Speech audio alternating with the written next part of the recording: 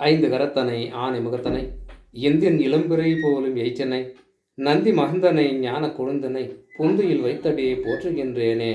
நாளின் செய்யும் மனிதானின் செய்யும் என நாடி வந்த கோளின் செய்யும் கொடுங்கூற்று என் செய்யும் குமரே சர்ஜித தாளும் சிலம்பும் சதங்கையும் தண்டையும் சண்முகமும் தோலும் கடம்பும் எனக்கு முன்னே வந்து தோன்றினே.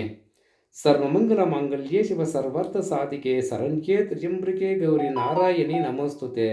ஞானம் நந்தவனம் தேவம் நிர்மலம் ஸ்படிகாக்கிருதிம் ஆதாரம் சர்வ வித்யாநாமய கிரீபம் உபாஸ்மகே. வணக்கம். ஐந்தாம் பாவகம். அந்த ஐந்தாம் பாவகத்தை பற்றிய ஒரு சிறிய குறிப்புகள். அதாவது லக்னம் எந்த லக்னமானாலும் லக்னத்திற்கு ஐந்தாம் வீட்டுக்குடையவர் யாரோ அல்லது ஐந்தில் அமர்ந்திருக்கின்ற காரகம் கிரகம் எதுவோ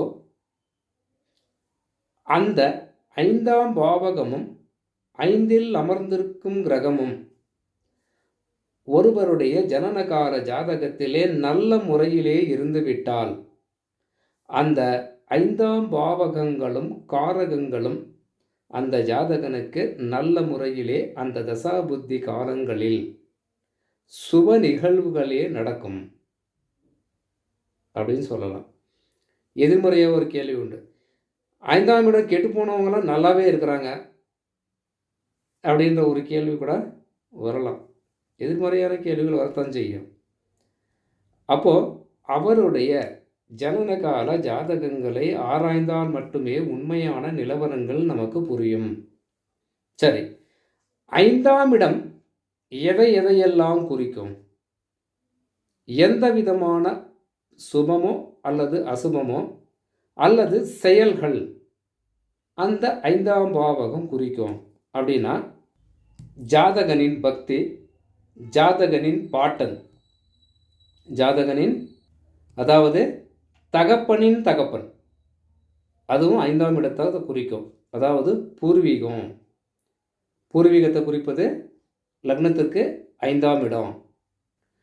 பிள்ளைகள், முற்பிறவி, முன் செய்த கர்மா, முன் செய்த கர்மா அல்லது நன்மை, அது எதுவாக இருந்தாலும் இருந்துட்டு போட்டோம். அப்போது முன் ஜென்மத்தில் இருக்கிறத குறிப்பிடுறது இந்த ஐந்தாம் பாவகமே அப்படின்னு சொல்லலாம். தமிழ் புலவர்களால் இயற்றப்படும் நூல்கள் பாராட்டப்படும் அளவிற்கு புகழ் பெறுவார்கள். இப்போ எத்தனையோ நபர்கள், எத்தனையோ புலவர்கள் புத்தகம் எழுதுகிறார்கள், பாடல்கள் எழுதுகிறார்கள், ஏதோ ஒரு கவிதைகள் புத்தகங்கள் எழுதுகிறாங்கன்னு வச்சுக்கோங்க. எல்லோருமே எழுத்து வடிவிலே கொடுப்பவர்கள் எல்லாமே பேரும் புகழும் அடைந்து விடுகிறார்களா? இடையிலே காணாமல் போனவங்க எத்தனை பேர்? அப்போ புகழ் பெற வேண்டும் என்று எண்ணினாலே இந்த ஐந்தாம் பாவகமும் ஐந்தில் அமர்ந்திருக்கின்ற காரகங்களும் சுப நிலையிலே நல்ல நிலைமையிலே அவருடைய ஜாதகத்திலே இருந்ததே ஆனால் இந்த உலகில், இந்த பூ உலகில் அவருடைய பேரும் புகழும் ஓங்கி நிற்கும், மறையாது. அந்த அளவிற்கு இந்த ஐந்தாம் பாவகம் அந்த ஒரு ஜாதகரை வாழ்க்கையிலே உயர்த்தி விடும் அப்படின்னு சொல்லலாம். மந்திர உபதேசம் பெறுதல், கருத்த அறித்தல், கலை சார்ந்த அறிவு, கொடைத்தன்மை என்னன்னா ஈகை குணம், பிறருக்கு உதவுவது அப்படின்ற அர்த்தம். புத்தி கூர்மை, ஒருவருடைய அறிவு எந்த நிலைமையிலே வேலை செய்கிறது என்பதை இந்த ஐந்தாம் பாவகத்தின் மூலமாக நாம் தெரிந்து கொள்ளலாம். மறை சக்திகளை அறிதல், சக்தி வழிபாடு, தமிழ் அறிவு, யோகாபியாசம், உபதேசம், மடம், ஆலயம், புராண உபநியாயம், வித்யா பிரசங்கம், தூர தேசத்தில் ஏற்படும் துன்பம், வேத பயிற்சி, நிர்வாக ஆற்றல், சாதுரியமும் சாமர்த்தியமும், ராஜ பிரதிநிதிகள், சமய சிந்தனை, இது போன்ற விஷயங்கள் இந்த 5ஆம் பாவகத்தில் நின்ற கிரகம் 5ஆம் பாவகம் காரகம் இவற்றை வைத்து மேற்கூறிய விஷயங்களின் மூலமாக அந்த காரக தத்துவத்துக்கு ஏற்றது போல பலன்கள் அந்த ஜாதகனுக்கு கொடுக்கும் அப்படின்னு சொல்லலாம். அப்போ இந்த 5ஆம் இடம் என்பது திரிகோண ஸ்தானங்களில் ஒன்று. அப்போ ஜாதகனுக்கு 5ஆம் இடம் என்பது பலம் பெறும்.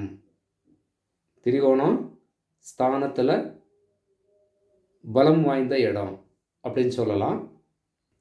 பொதுவாக என்ன சொல்கிறோம், ஒருவருடைய ஜனனகால ஜாதகத்திலே 12 வீடுகளில் எந்த வீடு பலவீனம் அடைந்தாலும் இந்த 1, 5, 9ஆம் இடங்கள் திரிகோண ஸ்தானங்கள் பலம் பெற வேண்டும் என்பது ஜோதிட சாஸ்திரத்திலே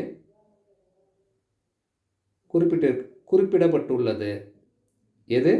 இந்த 1, 5, 9 பலம் பெறுவோர்கள் அவருடைய வாழ்க்கையிலே பல சந்தோஷமான பொருளாதார விஷயத்திலே வாழ்க்கையிலே பேரும் புகழுமோடு இருக்க வாய்ப்புகள் அதிகம் உண்டு அப்படின்னு சொல்லலாம். எது? இந்த 1, 5, 9 பலம் பெற்றவர்கள். அதில் ஒரு முக்கியமான இடம் இந்த 5 அப்படின்னு சொல்லலாம். இப்போ ஏதோ ஒரு லட்சியம் இருக்கும். ஒருவருக்கு ஒரு லட்சியம், வாழ்க்கையிலே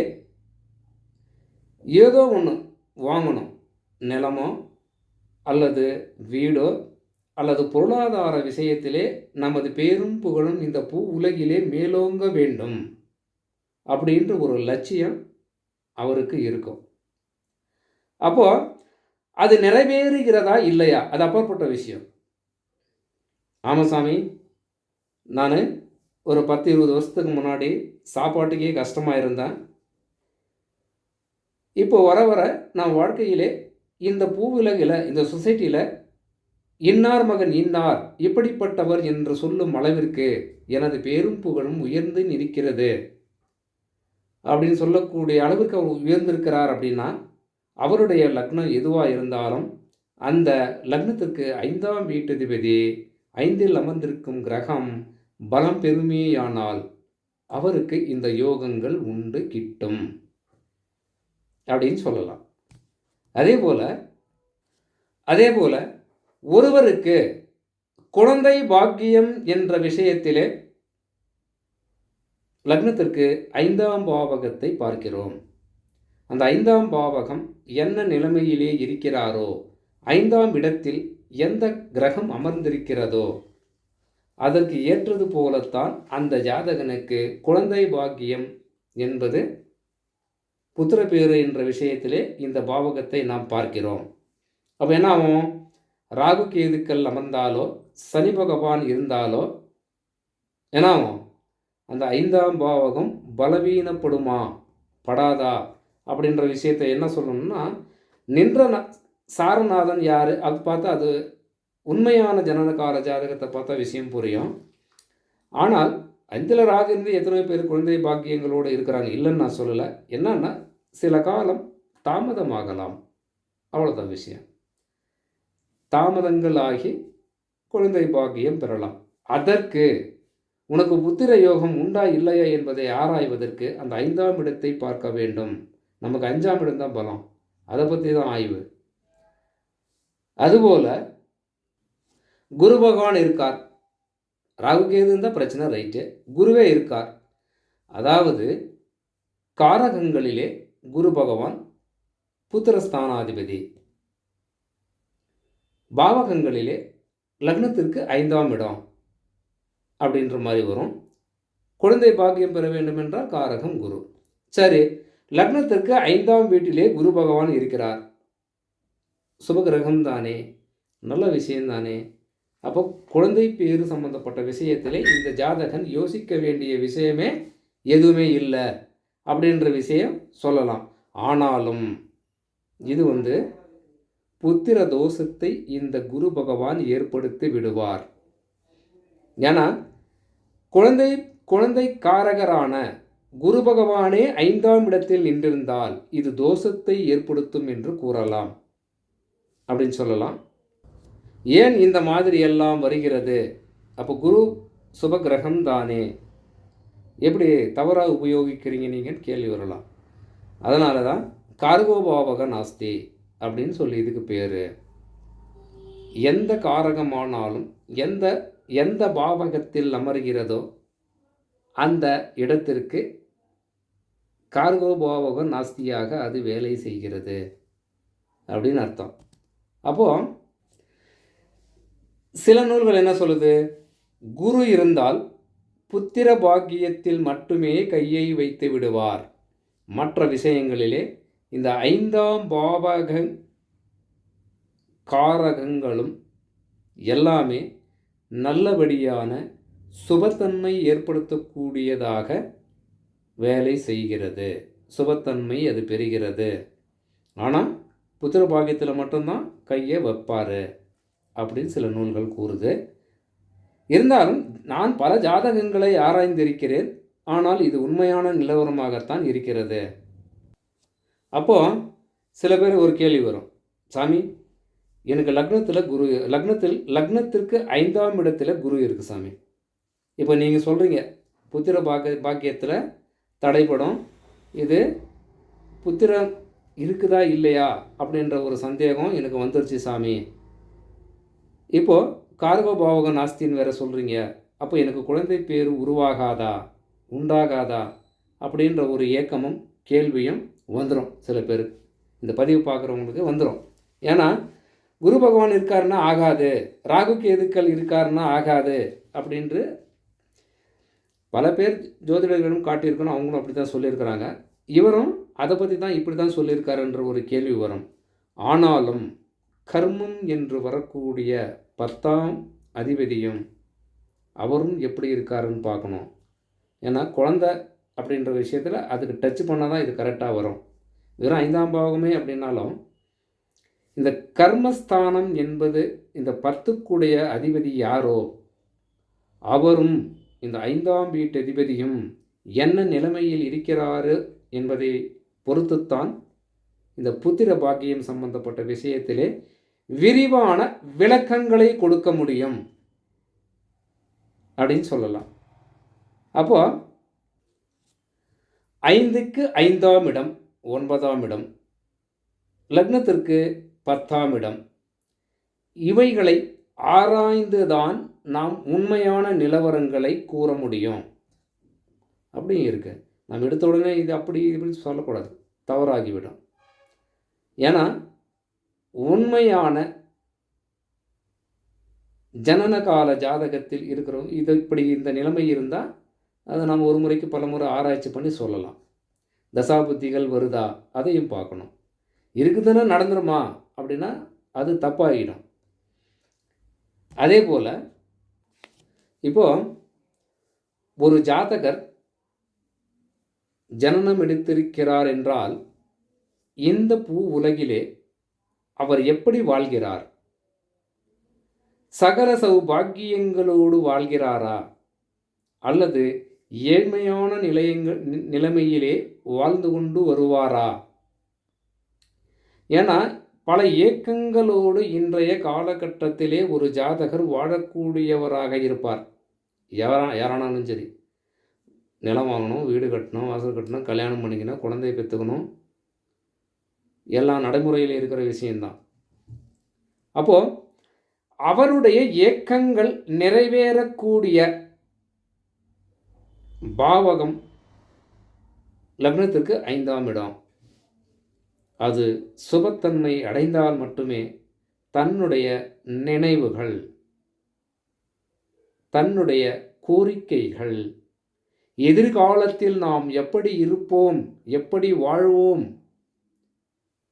நமக்கு பேரும் புகழும் பொருளாதாரம் என்ற விஷயத்திலே குறையாமல் இந்த சொசைட்டியில் நான் வாழ்வேனா அப்படின்னா 5ஆம் பாவகம் நன்றாக இருந்தால் மட்டுமே அவருடைய வாழ்க்கையிலே இந்த 5ஆம் பாவகம் சீர்தூக்கி நிற்க வைக்கும் அப்படின்னு சொல்லலாம். அதே போல் இதில் பிரபலம் வேறு, தெரிந்திருக்கக்கூடியவர்கள் அப்படின்னு அர்த்தம். புகழ் வேறு, ரெண்டுமே இணைக்கக்கூடாது. பிரபலம் புகழ், அது வேறு இது வேறு. அப்போது எது புகழ் எது பிரபலம், இது எதில் சிறந்தது அப்படின்ற ஒரு விஷயத்தை உட்படுத்தும் போது இந்த 5ஆம் பாவகம் இடையில வரும். இடையில அது வரும். அப்போ ஏராளமான மக்களால் அறியப்படுவது பிரபலம், ஏராளமான மக்களால் ஆராதிக்கப்படுவது புகழ். அப்போ ஒருவர் அடையும் புகழை ஜனனகால ஜாதகத்திலே தெரிந்து கொள்ள வேண்டும் என்றால் 5ஆம் இடமும் 10ஆம் இடமும் ஒருவருடைய ஜனனகால ஜாதகத்திலே நல்ல நிலைமையிலே இருந்தால், கெட்டு போகாமல் இருந்தால் அவன் புகழ் பெறுவான் அப்படின்னு அர்த்தம். அதே போல் 5ஆம் இடம் கெட்டு போயிடுச்சுன்னா புகழ் போயிடும். புகழ் வராது, அவரால் சம்பாதிக்க முடியாது, அந்த புகழ் என்ற ஒரு பேரை சம்பாதிக்க முடியாது, கெட்டு போயிருந்துச்சுன்னா ஆகாது. ஜோசிக்காரு சொல்கிறாரு 5ஆம் இடம் கெட்டு போயிருந்தா வராதுன்னு சொல்கிறாரு. எனக்கு தெரிஞ்சு ஒரு நல்ல ஏதோ ஒரு நிலைமையில் இருக்காருன்னு வச்சுக்குவோம். ஜோதிடராக இருக்கலாம், அல்லது அந்த சொசைட்டியிலே பேரும் புகழோடு பொருளாதாரத்தோடு வாழ்பவராக கூட இருக்கலாம். எந்த துறையில், ஏன்னா அந்த ஜாதகத்தை பார்த்தா தான் நமக்கு எந்த துறையில் இவ்வளோ பேரும் புகழும் இருக்குதுன்னு சொல்ல முடியும். நம்ம மொத்தமாக சொல்ல முடியாது. ஆனால் 5ஆம் இடம் கெட்டுப்போயிருக்கிற ஒரு ஜாதகர் நல்ல நிலைமையிலே அவர் வாழ்ந்து கொண்டு இருக்கிறார் என்றாலும் அந்த தசாபுத்திகள் வரும் காலங்களிலே பேரும் புகழும் எந்த அளவிற்கு உச்சிகாரம் போயிருக்காரோ, உச்சி அளவிற்கு வானம் தொடும் அளவிற்கு பேரும் புகழும் இருந்தாலும் இந்த தசாபுத்தி காலங்கள் ஆரம்பம் 3 மாதத்துக்கு முன்னாடியே ஆரம்பம் ஆகுதுன்னா ஒவ்வொன்றா பிரச்சனைகள் ஆரம்பித்து அடிமட்டத்துக்கு போயிடுவார். அதில் மாற்றமே இல்லை. அந்த பேரே இருக்காது. அது ஆணோ பெண்ணோ யாராக இருந்தாலும் சரி, அந்த பேர் இருக்க வாய்ப்புகள் இல்லை. கேட்பாங்க, எதனால் இந்த வார்த்தை சொல்கிறேன்னா, சாமி நீங்கள் சொல்கிறீங்க கெட்டு போயிருக்குது, கணக்கில் அடங்கா அசையும் சொத்து அசையா சொத்துக்களோடு தேவையான அளவிற்கு வசதி வாய்ப்புகளோடு வாழ்கிறார்களே அப்படின்னு சொல்லலாம். ஒரு கேள்வி கேட்குறார் ஒரு ஜாதகர், ஒரு அன்பர் கேட்குறார்.